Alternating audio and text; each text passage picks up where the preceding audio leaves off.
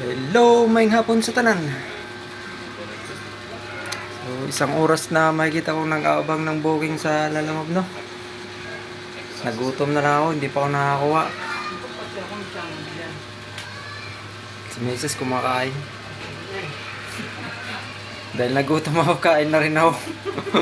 Umaya na lang ako mag-abang uli ng booking. Ano ba yan? Dugo? Ulam niya, dugo. Naulam pala yung dugo. Ayun.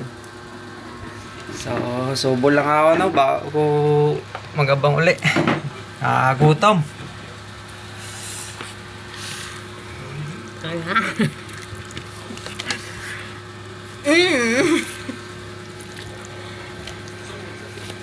Huwag mo na maubusin. Ilan piraso na lang? Tatlo. Ha? Tatlo, I love you.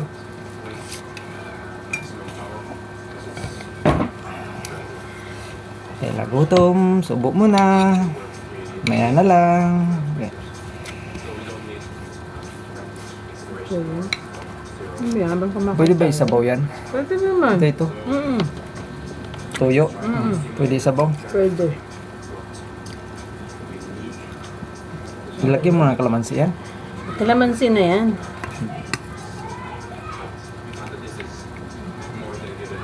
Wala bang kumakain? Bikal ulam ng mahirap, no? Pero masarap. Okay naman, walang amoy. Wala, mabango yan.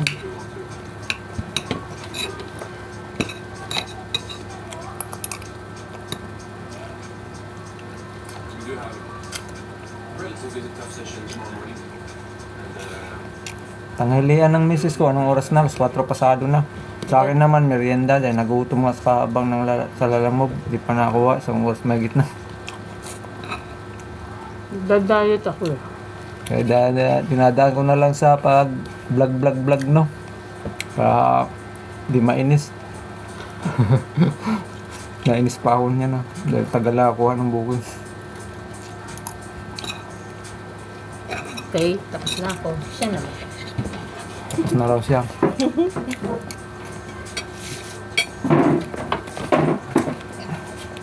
Sarap din pala.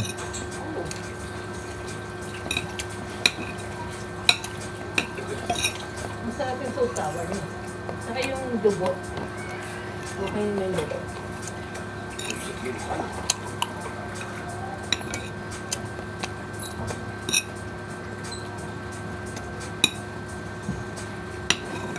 Next exercise, lunges. This one is very important to keep the ring posture. Malasa. Very good. Yung dugo. And also to not go more forward than knee over the toe. Then it can be a relatively risky exercise in terms of injury with Achilles. Tatlong ganito na slice. Okay na, pwede na. Babay na. At nasa taas. Halaga ng apo, kaya makit na.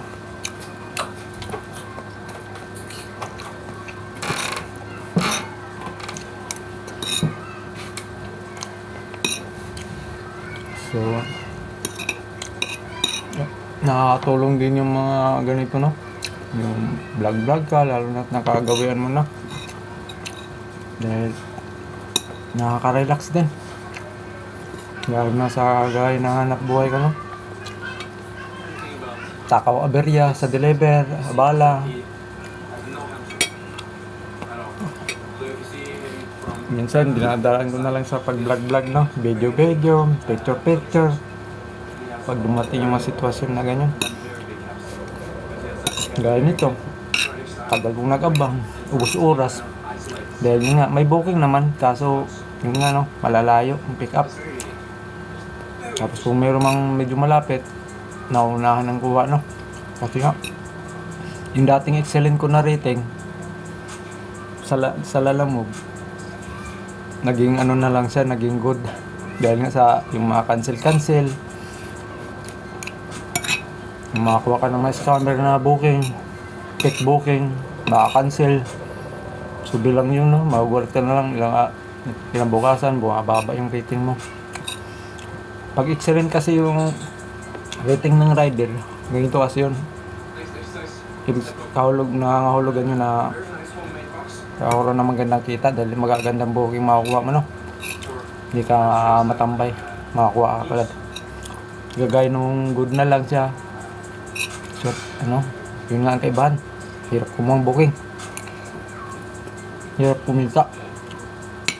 Madalas kapos. Minsan saktuhan. Mga ganun. No. Hindi lang walang oras. Kayod. Kasi pag walang oras ka lang, walang kita, no? Kaya habaan mo yung oras mo. Habaan mo yung pasensya mo. Tsaka masanay ka sa ganito na buhay. Delivery rider.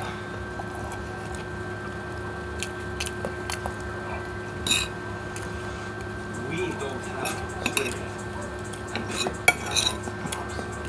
so we don't have Sa nitong nakaraang linggo, no, takaw plug yung gulong ng motor ko. Puro aberya. Dahil kagaya ko, lumalabas ako ng hapon hanggang uwi ko niya madaling araw na, alas 4, alas 5 na madaling araw. Pag sa gabi maplatan ako, ang hirap. Hirap maghanap ng vulcanizing. Ubus oras.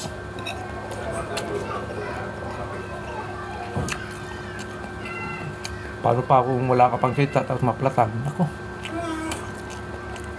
Buti na lang nung bawat naplat yung gulong ng motor ko, may pangbayad o pang vulcanize. Kaya yung ano, hanggang dun lang, pambayad ng vulcanize lang. Wala na, ubos na ang oras. Kaya uwi, wala kita. Yan lang mabait si Mrs.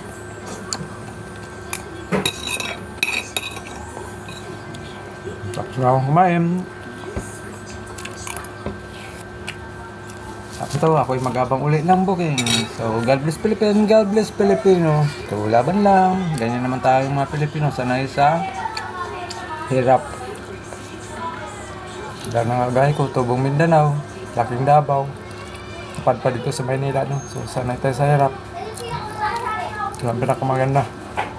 Katingin natin ng mga taga Mindanao, no? Sanay tayo sa hirap. So, maraming salamat. Hanggang sa muli. I am the bawin nyo. Proud yun na Pilipino yo. Oh, hero mo. Sinamahan ko pa na ang dalim natin sa pagkanta. So, hanggang sa muli.